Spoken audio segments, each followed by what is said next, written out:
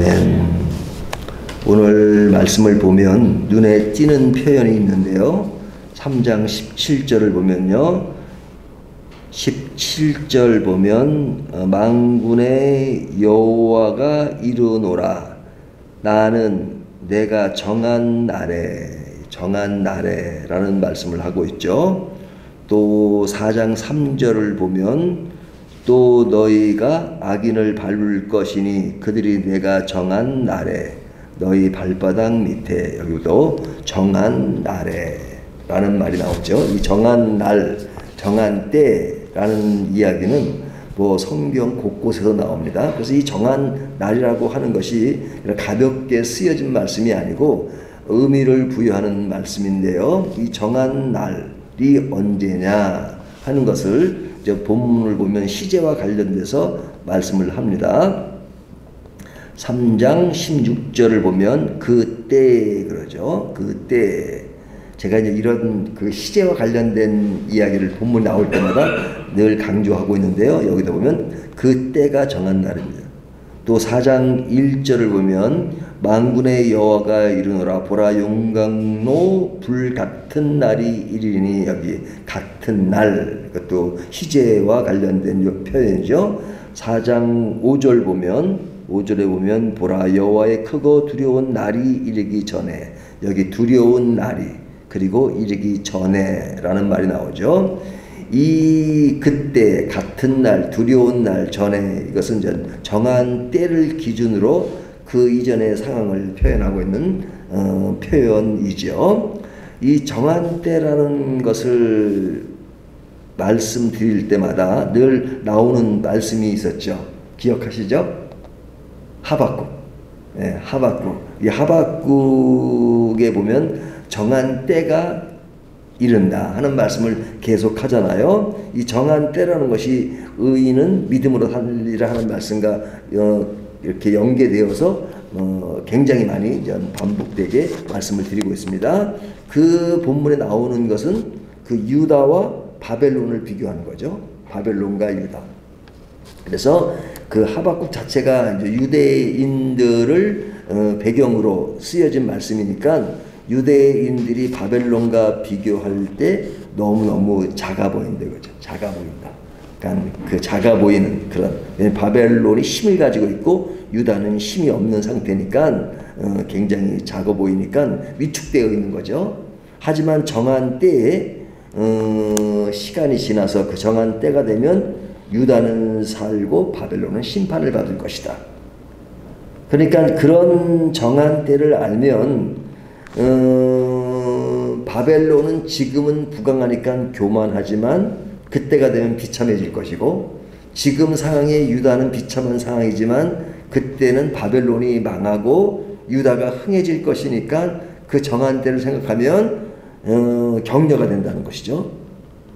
그래서 지금 상황과 정한 때 상황을 같이 비교해 볼 때 정한 때가 있기 때문에 그들은 힘을 낼 수 있다. 지금은 어려워도, 지금은 고통스러워도, 지금은 비참해도 그때 다시 살아나고 회복되는 그날이 있기 때문에 격려가 된다. 그래서 믿음의 사람은 지금만 생각하는 것이 아니라 그때를 생각하는 것. 그래서 하박국서의 의인은 믿음으로 살리라 한다는 것은 정한 때에 대한 바른 인식이다 하는 것을 계속 강조했습니다. 그런데 이제 오늘 본문에도 그와 똑같은 맥락에서 그런 내용이 나오는 겁니다. 그래서 오늘 본문에는 정한 날을 이야기하는데요. 자, 이 정한 날을 기점으로 해서 오늘 본문을 좀 생각해 보면 3장 16절을 보면요. 그때 여호와를 경외하는 자들이 그러죠. 자, 여호와를 경외하는 자가 나오죠. 그 다음에 18절을 보면요.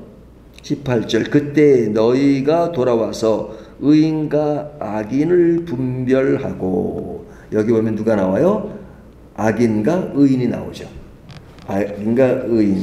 그러니까 앞에는 여호와를 경외하는 자가 나오고 두 번째 이야기는 의인과 악인이 이제 나오는데 구별이 됩니다. 그 다음에 또 18절 그 뒤를 보면 바로 이어서 하나님을 섬기는 자와 섬기지 아니하는 자를 분별하리라. 여기도 보면 하나님을 섬기는 자와 섬기지 아니하는 자를 비교하죠.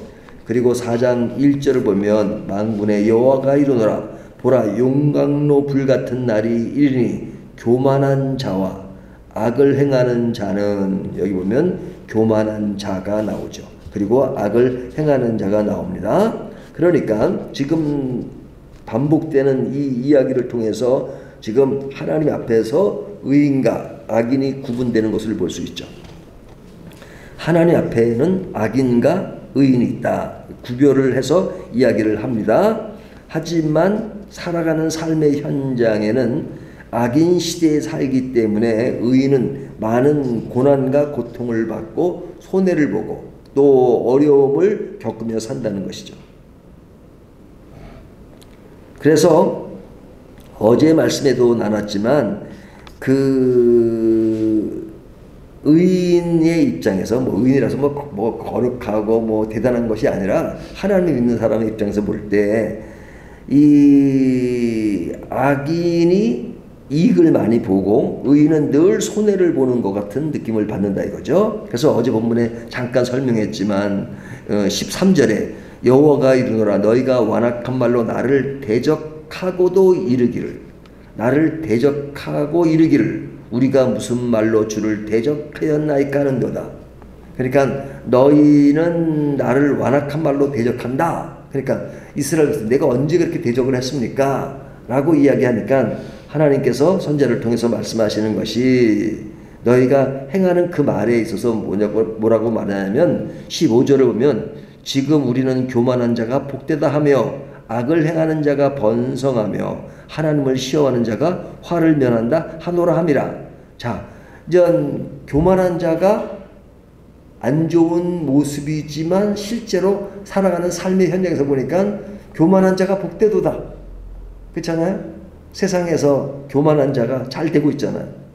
또 악을 행하는 자가 번성하며, 우리는 악을 행하는 자가 번성하지 않고 선을 행하는 자가 번성한 것처럼 생각이 드는데 실제로 살아가는 삶의 현장에는 악을 행하는 자가 번성한다. 하나님을 시험하는 자가 화를 면한다. 하나님을 시험하지 말라고 했는데 시험하는 자가 화를 면한다. 이것이 어떤 세상의 모습이지 않습니까? 라고 이제 사람들이 하나님께 이제 반박하는 겁니다. 그러니까 하나님이 너희가 말로 나를 대적한다 이렇게 말씀하시죠.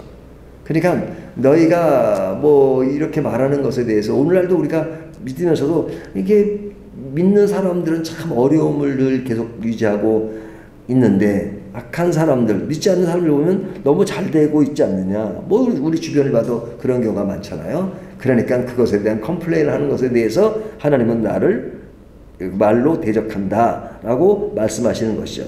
그러니까 이런 모습이 오늘 본문에도 말라기 마지막 부분에 나타오는 것이지만 하박국 외에도 시편 73편 같은 경우는 아삽의 시인데 아삽이라는 사람이 그냥 미끄러질 뻔했다. 왜? 이 악인이 삶을 보면 죽을 때도 편안하게 죽고 그 다음에 그의 소득은 넉넉해서 자기가 원하는 것보다 더 많은 소득이 늘 일어나고 고통도 없고 하는 것을 보면서 나는 미끄러질 뻔했다 하는 말들을 많이 하잖아요. 그러니까 하나님은 악인과 의인을 구분하고 의인이 되라고 말씀하시지만 의인과 악인이 함께 살아가는 삶의 현장에서 일어나는 일들을 보면 항상 의인이 손해를 보는 그런 느낌을 받는다 이거죠. 그리고 악인이 잘 되는 그런 느낌. 그래서 그런 것 때문에 고민스럽고 그런 것 때문에 믿지 않는 사람들이 기독교를 비판하고 말할 때 말하지 못하는 그런 부분이 있다 하는 겁니다. 하지만 그럴지라도 하나님의 말씀으로 돌아가면 그 결말은 어떤 것이냐 하는 것을 늘 말하고 있는데 그 결말은 정한 때를 말하는 거죠. 그것이 이제 4장 1절에서 3절까지 말씀인데 이렇게 말씀합니다. 용광로 불과 같은 날이 올 때에 교만한 자와 악을 행하는 자는 지푸라기 같다 이렇게 말하죠. 1절을 볼까요? 만군의 여호와가 이르노라 보라 용광로 불 같은 날이 이르리니 그때가 정한 날이죠. 교만한 자와 악을 행하는 자는 다 지푸라기 같을 것이다. 지푸라기 같을 것이다. 그러니까 이 지푸라기는 앞에 나오는 용광로 불 같은 것의 지푸라기는 뭐예요? 너무 잘 탄다는 것이죠. 그래서 그것을 이렇게 얘기합니다. 그 이르는 날에 그들을 살라 그 뿌리와 가지를 남기지 아니할 것이로되. 그러니까 그 용광로 불의 지푸라기가 타버리면 뭐 진짜 죄만 남는 것이죠. 그래서 불에 타서 뿌리와 가지를 남기지 아니한다 하는 것이죠. 언제? 그 결말, 정한 때 악인의 모습이 그렇다는 것이죠. 또한 그 다음 2절을 보면 내 이름을 경외하는 너희에게는 공의로운 해가 떠올라서 치료하는 광선을 비치리니 너희가 나가서 외양간에서 나온 송아지같이 뛰리라. 이게 참 이런 표현들을 보면요. 글을 쓰면 이런 표현이 나올까라는 생각이 들 정도로 참 굉장히 표현력이 굉장히 좋은 것 같습니다. 여기 보면 여기는 의인에 대한 이야기죠. 내 이름을 경외하는 자는 공의로운 해가 떠서 치료하는 광선을 비춘다. 예, 그래서 이제 치료를 한다 이거죠. 그러니까 앞에 악인에 대해서는 용광로 불 같은 것에 지푸라기 같다면 하나님을 경외하는 자는 공의로운 해가 떠서 치료하는 광선을 비춘다. 광선을 비춘다. 그리고 외양간에서 나온 송아지같이 뛴다. 송아지가 외양간에 있다가 밖으로 나면 얼마나 좋겠어. 펄쩍펄쩍 뛰는. 예? 저는 이게 개가 생각이 개요. 눈 오는 날 보면 개들이 그냥 좋아가지고 펄쩍펄쩍 뛰잖아요.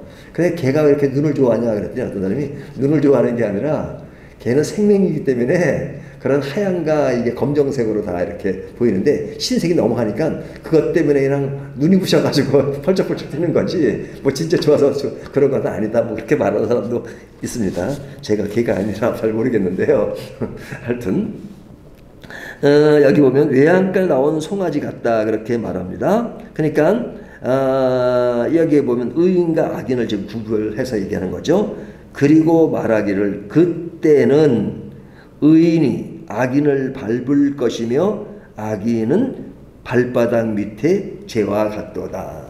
그러니까 이 표현이 되게 재밌죠. 3절 얘기입니다. 또 너희가 악인을 밟을 것이니 그들이 내가 정한 날에 너희 발바닥 밑에 죄와 같으리라. 만군의 여호와의 말이니라. 하나님의 말씀인데 앞에는 지푸라기가 용광로 그리고 의인은 그런 치료하는 광선 이렇게 두 가지를 비교하다가 마지막 그때는 너희 발바닥 밑에 죄와 같다. 누가? 악인이. 너희 발바닥 밑에 악인은 죄와 같다라고 여호와의 말씀이다 이렇게 이야기하고 있는 거죠. 그러니까 그때가 되면 그 악인이 득세하고 그렇게 막 경쟁했던 사람들이 발바닥 밑에 죄와 같다 이렇게 이야기하고 있죠. 근데 이게 참 어려운 얘기는 지금 그렇다는 것이 아니고 정한 때에 그렇다는 거죠. 정한 날에. 그러니까 지금은 너희가 비참해 보이지만 정한 때에 그러니까 그때를 바라보고 그때 너희가 어떻게 될 것인가 그리고 너희를 괴롭히는 사람이 어떻게 될 것인가 알고 살아. 그때를 지금 인식하고 사는 것이 믿음의 사람 즉 의인이다 이렇게 말씀하는 것이잖아요. 그러니까 이것을 믿음이라고 말하는데 그 믿음을 갖는다는 것이 실제는 쉽지 않다. 왜? 지금 현실이 그렇지 않으니까. 하지만 지금 현실은 그렇지 않다 할지라도 반드시 그날이 올 것이니까 그날을 지금 염두에 두고 그때 상황을 지금 내 마음에 간직하고 살고 살아라. 이것이 의인은 믿음으로 산다는 것이다 하는 말씀입니다. 그런데 그때를 위해서 여기에 보면 누구를 보내겠다 말씀하시죠. 4절부터 6절까지 보면 거기 보면 5절 보라 여호와의 크고 두려운 날이 이르기 전에 자 이제 그 날이 이를 때를 얘기했어요. 정한 때에 이르기 전에 내가 선지자 엘리야를 너에게 보내리니 그러죠. 자 엘리야를 보낸대요. 그러니까 엘리야는 이때 있었나요 없었나요? 이미 그전 한참 전에 선지자니까 죽었죠. 근데 세례 요한이 왔을 때 누가 왔다 그래요? 엘리야가 왔다 그러잖아요. 그러니까 이건 세례 요한에 대한 예언이라고 말할 수 있죠. 그래서 말라기는 그 구약 성경 제일 마지막 예언서잖아요. 선지서잖아요. 제일 마지막. 그리고 말라기 다음에 나오는 책이 뭐예요? 마태복음이죠. 어이구, 너무 어려움을 맞추셨습니다. 자, 예, 말라기에서 성경으로 말하면 딱 그거 한 장만 넘기면 마태복음이죠. 근데 역사적으로는 그 시간이 몇 년이에요? 말라기부터 마태복음까지가 몇 년이에요? 400년. 400년이죠. 그래서 400년을 그 침묵의 시대라고 합니다. 왜 침묵의 시대라고 하냐면 성경에 기록이 나오지 않으니까요. 그러니까 우리가 창세부터 계시록, 말라기까지는 쭉 역사적으로 기록이 되잖아요. 또 마태복음서부터 요한계시록까지는 시기적으로 쭉 이어지면서 기록이 되고 있잖아요. 하지만 말라기서부터 마태복음까지는 기록이 없단 말이죠. 기록이 없어요. 그러니까 침묵 시대라고 그러는 겁니다. 물론 전 그 성경 외경이라는 것이 있죠. 외경. 그 외경에는 그런 기록에서 마카비라는 것이 있습니다. 그래서 이 400년 동안에 이제 마카비 시대, 그러니까 그 마카비 형제가 있는데, 형제가 이제 그 이스라엘이 그동안 계속 그 억압돼 살잖아요. 바벨론에 포로됐다가 페르시아, 그 다음에 저기 그리스, 그 다음에 로마, 그 이후도 계속해서 어려움을 겪었잖아요. 이제 그런 시대에 그냥 늘 속국으로만 있다가 이제 그것을 잠깐 또 그 해방을 해서 또 사는 또 시기가 또 몇십 년 되거든요. 그러니까 제가 마카비 시대라고 하는데 그런 시대를 거치죠. 근데 그 시대를 거쳐서 이제 예수님이 오시는 겁니다. 예수님이 오실 때는 이제 로마가 이제 득세한 그런 시대였는데 그때 예수님을 예비하러 온 그 사람이 누구예요? 세례 요한이잖아요. 그러니까 세례 요한이 왔을 때 사람들은 엘리야가 왔다 그러잖아요. 그러니까 지금 말라기에서 앞으로 엘리야가 와서 이제 그 날에 대한 것들을 이제 예비하고 할 것이다 하는 것들을 지금 예언하고 있죠. 그래서 엘리야로 묘사되고 있는 세례 요한이 와서 외친 메시지가 뭡니까? 회개하라, 천국이 가까웠느니라. 회개하라, 천국이 가까웠느니라 하는 이야기를 통해서 이제 너희가 그리스도 안에 살 때 삶을 진정한 삶을 살 수 있다 하는 것을 이야기하죠. 그러니까 말라기를 마치면서 사실은 그 엘리야에 대한 예언을 통해서 엘리야가 외쳤던 그 메시지, 그리고 메시지의 핵심 주제며 핵심이신 바로 예수 그리스도. 예수 그리스도는 우리의 구원주시고 십자가를 지신 분이고 그 십자가를 통해서 우리를 완전하게 구원하신 그때를 바라보는 것이 신앙의 가장 큰 핵심적인 그 정한 때를 이해하는 것이다. 이거죠. 그리스도를 이해하는 것이. 그러니까 우리가 자꾸만 살면서 어려울 때 힘들 때 뭘 바라보라 그래요? 십자가를 바라보라. 또 주님을 바라보라 하는 이야기가 구약 성경이지만 구약 성경은 계속해서 그 그리스도를 보여주는 겁니다. 치료하는 광선과 같이 그리스도의 십자가를 향해서 쭉 가고 있어요. 그 예수님이 오신 후에는 우리가 오신 그 십자가를 통해서 이미 그 십자가를 통해서 이렇게 발산하는 그 십자가의 광선, 제가 이 말라기 표현을 그래서 쓴 겁니다. 그 광선을 오늘날 받으면서 성령의 지배를 받으면서 사는 것이 믿음 안에 사는 사람입니다. 그 믿음 안에 사는 사람을 의인이라고 하는데 의인은 다시 거꾸로 얘기하면 의인은 믿음으로 산다. 그 믿음은 정한 때에 일어나는 바로 Jesus Christ, 예수 그리스도라는 것을 얘기하고 있죠. 그래서 우리 삶의 가장 큰 핵심은 예수 그리스도인 것입니다. 말라기에 예수 그리스도라는 표현은 없지만 예수 그리스도를 향하고 있다는 것, 오늘 말씀을 통해서 정한 때를 늘 기억하며 그 정한 때의 핵심이신 예수 그리스도가 마음에 담겨 있을 때 우리의 삶은 행복할 수 있다 하는 것을 오늘 본문이 말씀해 주고 있습니다.